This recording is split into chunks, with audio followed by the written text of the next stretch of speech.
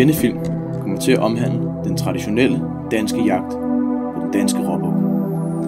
Denne foregår i maj, og som en naturlig følge deraf er det som regel godt vejr. Man ved jo aldrig, at vejret med en og jagtlykken, ja, så er det jo egentlig lige præcis det, alle danske jægere går rundt og drømmer om. Det eneste man kan gøre, det er at håbe, kom derud med riflen. Ellers sker der i hvert fald ikke noget. God fornøjelse.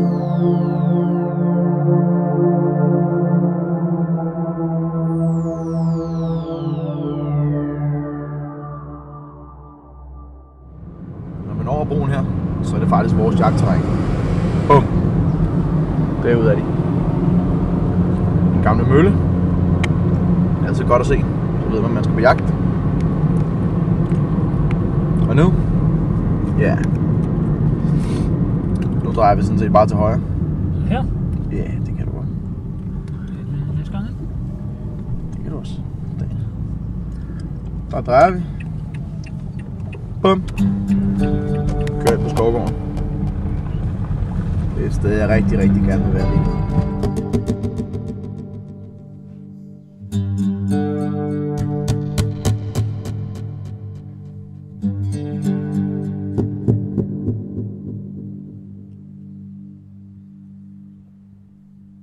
Så jeg går på plads i det første tårn. Jeg har lige skræmt en rigtig fin 6-hænder væk. Det var rigtig dumt. Men må ikke få en chance til, hvis jeg bare er lidt tålmodig. Det håber jeg i hvert fald, der er det sidder ude. Den første dag forløber med godt vejr, en mild brise og en gammel buk, der ikke vil vise sig igen. Det skal dog vise sig, at jeg ikke er helt færdig med ham. Men for nu, ja, så bliver han væk. Det forstår man jo også godt.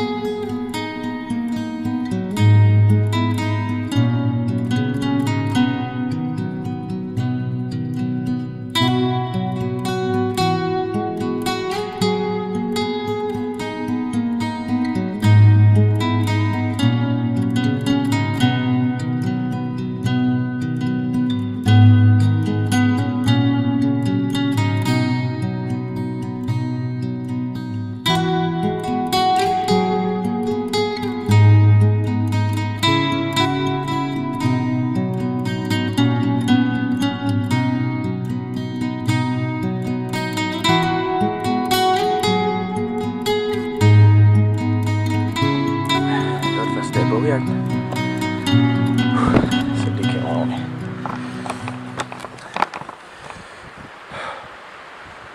Første dag bukkejagt. Der er lige 10 minutter tilbage, men jeg går tilbage nu. Jeg har afløbet en riffel, og det har været en rigtig god dag. Fabelagtig dag. Første dag på den danske jagt på forårsbukken. Det kan ikke blive mere traditionelt. Ikke på de her kanter. Så er det første gang jeg prøver det. Det er meget interessant. Sidde ude i varmen, uden der er myg eller noget som helst, som der er i Sverige på bukkejagten. Jeg tror, at de næste par måneder, de kommer til at blive rigtig fede. Med masser af fantastiske jagtoplevelser. Både godt vejr og dårligt vejr, vind og sol, som det har været i dag. Fabelagtigt. Det bliver rigtig godt, tror jeg. Jeg stødte en gammel bukke i dag, som jeg desværre ikke fik filme. Han snød mig i dag. Det var ikke hans tur. Han har også snydt en jagtkammerat Sten 2 gange i morges. Så han er nok en gammel snurad. Jeg skal nok få ham. Det er jeg helt sikker på. Hvis bare jeg bliver ved. Nu går jeg hjem. Og så drømmer jeg nok om det her nat. Men det er ikke det dummeste, man kan drømme om. Og så sidder man her og kigger på en fejende solnedgang ud over de gule rapsmarker i Danmark. Det er da traditionelt dansk forårsjagt. Godnat. Sov godt.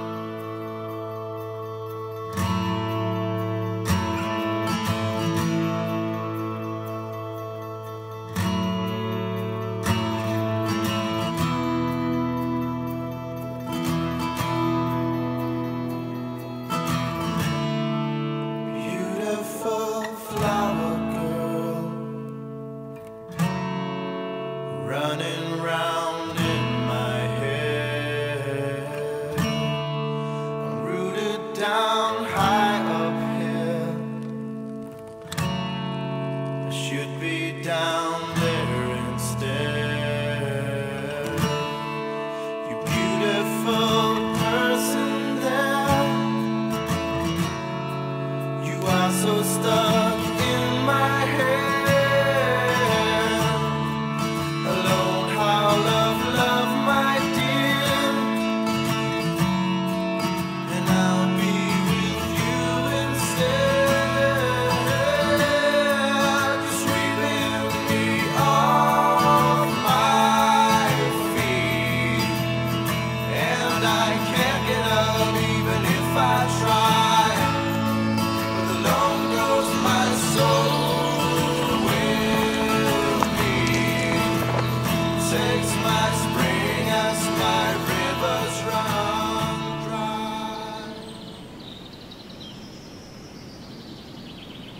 Næste morgen tager jeg på en pyrsch igennem den bøgeskov, der fører ud til de åbne markstykker, hvor bukken blev set i går.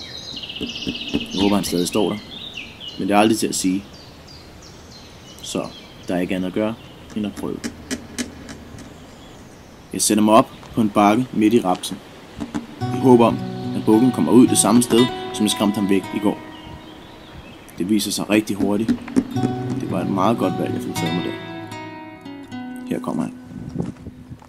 Han er dog i fart, og jeg formår ikke at stoppe ham. Han forsvinder hurtigt over på den anden side af en remise, men kommer ud på den anden side. Her står han igen.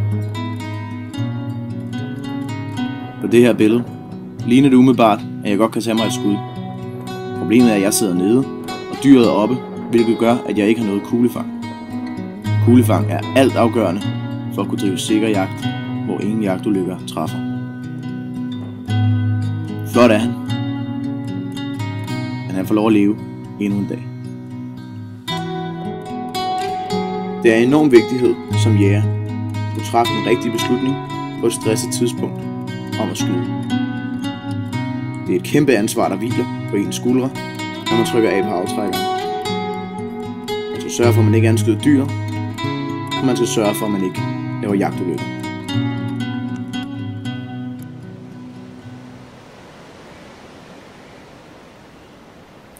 Op ad formiddagen tager jeg på pyrsch med Anders og hans hund Gandhi. Vi pyrscher her i en stor bøgeskov, hvor i der er observeret 4 separate bukke, der er skudbare. Vi håber, at en af dem slår sin vej forbi den skydestige, vi netop er på vej hen for at sidde i. Men hvem ved? Der kan ske alt på jagt. Lige fra øjeblikket, hvor man går ud af jagthytten og lader sin riffel, til det øjeblik, hvor man træder ind igen. Derfor er det vigtigt at være konstant overvågen og have en god hund, som man kan se her, der kan finde ud af at gå pænt ved sin ejers side, uden at lave for meget ballade. Her er vi nået frem til stigen. Og så sidder man der, midt i den formidable bøgeskov i forår, og venter.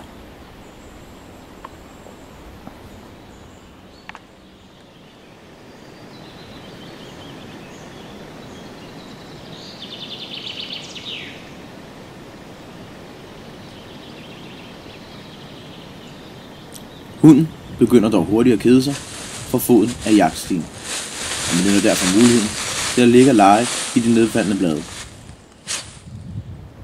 Pludselig ændrer han dog adfærd, og der er den. Den buk, Anders har ventet på. Det er en fornuftig seksender, der er rimelig høj over ørerne og har en god kropsvægt. Der står der markerer, det er altså ham, der bestemmer her. Nu er det bare at trække vejret dybt og vente på, at en god skudchance byder sig. Så håb på det bedste.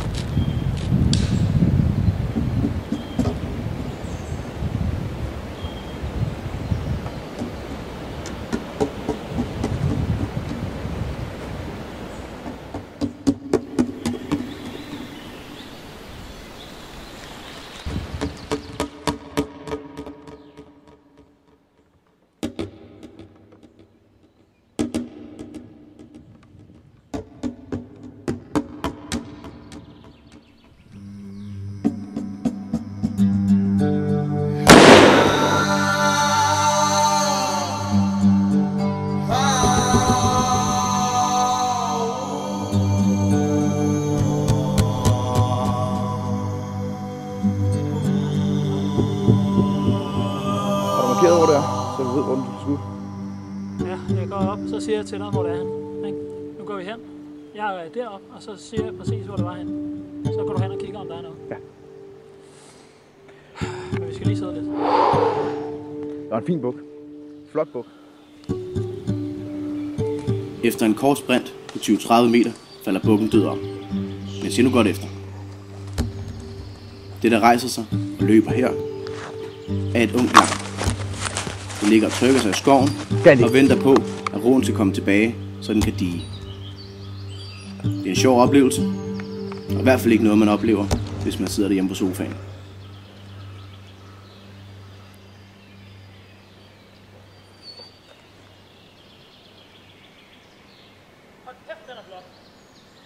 Jeg kommer. Sjovt at se lammet også. Hvad? Så du det? Ja, så godt. Så var det helt vildt. Hun har gået med lam så. Anders, du har lavet en hjertekugle. Ja. Det der, ikke? Det er tigerne i skydeskiven. Det er fantastisk. Ja, det er oppe. Se, hvor den er gået ud henne. Nej. Den er gået ud lidt nede.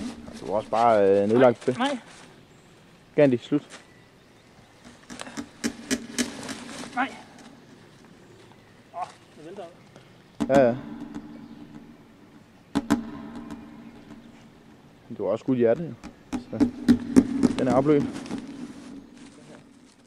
det er ulykker. Har du lavet ulykker? Det er det. Det er det. Det. Fin forårsbog. Rigtig fin seksender. Hold kæft, den er flot, mand. Høj over ørerne. Vi har set dem et par gange efterhånden. Ja, Så det var lidt til fat, må man sige. Vi havde, var det i går, eller hvad? Vi havde den der et-til-fat, hvor først så... Gerne rolig. Nå, lille hund. Han har bundet det fast om benben. Hvad sker der? Hvad? Hvorfor har du snurret rundt på den måde? Er man så meget op at køre? Er man... Nå, okay. Ja. Nå. Anders. Så skete det. Nu skete det altså. Skal vi lige have et foto med Gandhi?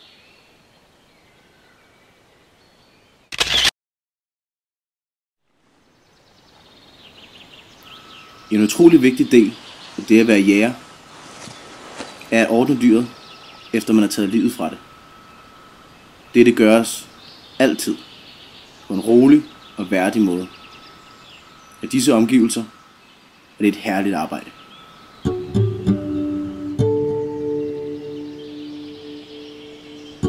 Så lykkes det. Den famøse knude på spiserøret. Jeg skal nok holde den igen benet her.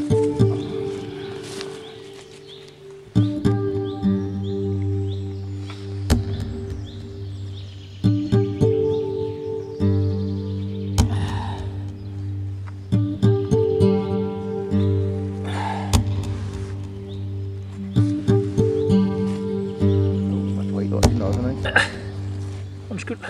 Ja, jeg har det dårligt. Så nu kan du sgu godt vælte det ud, hvis du lige tager hende der. Men du har jo skåret hul på. Der. Jeg skåret hul på et eller andet i hvert fald. Og sådan blev Anders' forårsjagt fuldendt. Resultatet ligger her. En høj ulige seksender, der uden tvivl var det helt rigtige dyr, taget på det helt rigtige tidspunkt. Nu mangler vi bare mig, og der er dermed masser af fabelagtige jagtoplevelser tilbage. Sikke en fantastisk morgen at være jæger.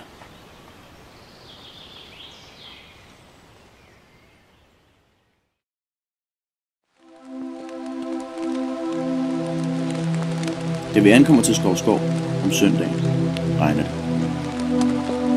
Det gør det lidt mere besværligt at være bukkejæger, da bukkene har det med at sætte sig, derfor være svære at se, når det regner.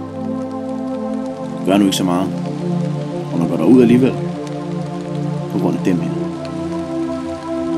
Dette er alle bukke, der er skudt her på grunden. De er hele grunden til, at man går derud, og jager gang på gang. Regnen stiller dog af, og jeg har snedet mig ned gennem en bøgeskov, og jeg har fundet en falden træstamme, jeg kan sætte mig på i kanten af en eng og håbe på, at der sker noget. Nu må vi se. Regnen er jo aftaget. Nu er det bare at vente.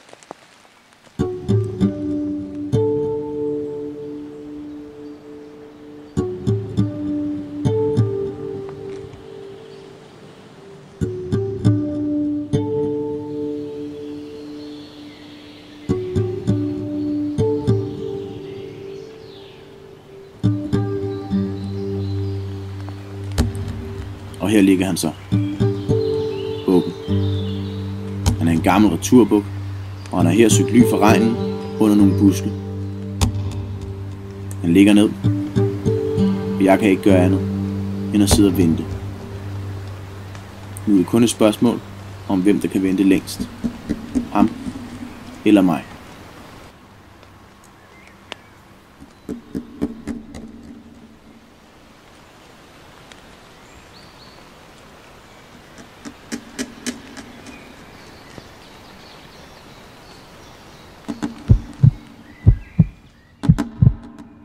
Bukken rejser sig, efter hvad der føles som uendelig lang tid. Skoven bliver fuldstændig stille. Som om den holder vejret, ligesom jeg, i åndeløs forventning om hvad der skal ske.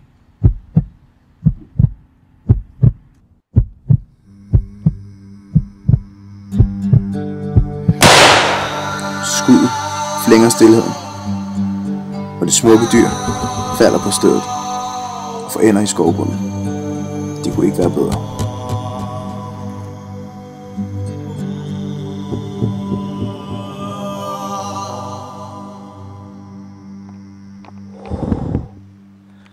Jeg har lige skudt til en flot saksender. Og den ligger død derovre. Jeg tror, det har været et lungeskud. Højde for den faldt på stedet. Du banker i hjertet.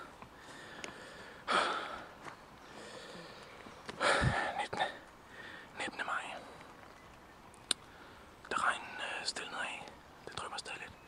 Men da regnen stilnede af, der rejste den sig. Jeg har siddet og kigget på den. Ligge ned. Jeg skal lige have det på plads. Jeg har siddet og kigget på den ligge ned i... Ja, i hvert fald 3 kvarter. Så jeg vidste bare, det var at være tålmodig, men den lå lidt et sted, hvor jeg kunne se den nogle gange, og så kunne jeg ikke se den, og så kunne jeg godt se den. Men det var tilsyneladende et godt skud, jeg lavede for den døde knald. Nu laver jeg et eftersøg, eller det er ikke et besværligt eftersøg, for den ligger jo lige derovre. Men alligevel, så går jeg langsomt frem. Nu ryger jeg lige cigaren, som man siger. Jeg venter lige 5 minutter. For at være sikker på, at den er helt død. Men der er jo ingen bevægelse overfra. Den sprællede lidt med bagbenene. Men den var død. Det var min forskel. Så var den bare...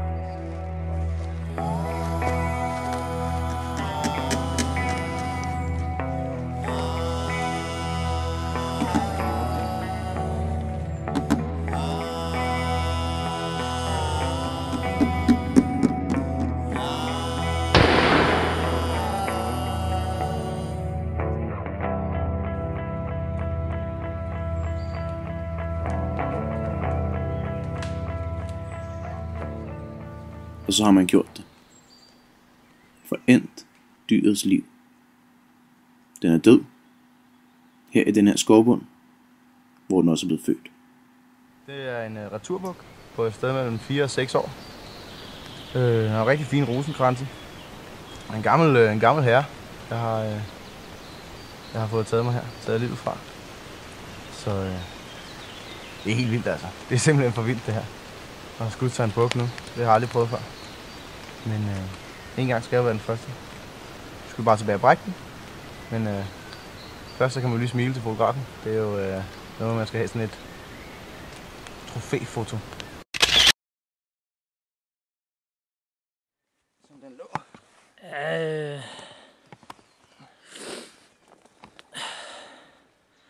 er det jo ikke mig, der laver reglerne, men forskrifterne siger jo, at visse ting er nødvendige. Er det rigtigt? Og er det den første buk, eller hvad er det nødvendigt på? En gang har vi den henne. Sgu da der. Satan. Der var en bare, der skal på, ellers kan man ikke rigtig se. Tillykke med mødommen. Tak for det. Det er jeg glad for. Hold kæft, jeg er glad, mand. Det er flot, en. Jeg skudte den med en Mauser. Kaliber 308 Win. Og det gjorde jeg på 50 meter, som vi så. Siden. Frit skud. Det er den 19. maj. Klokken er lidt over 4. Jeg skød den for en time siden. Nu skal vi bare hjem og brække den. Så er der aftenjagt tilbage.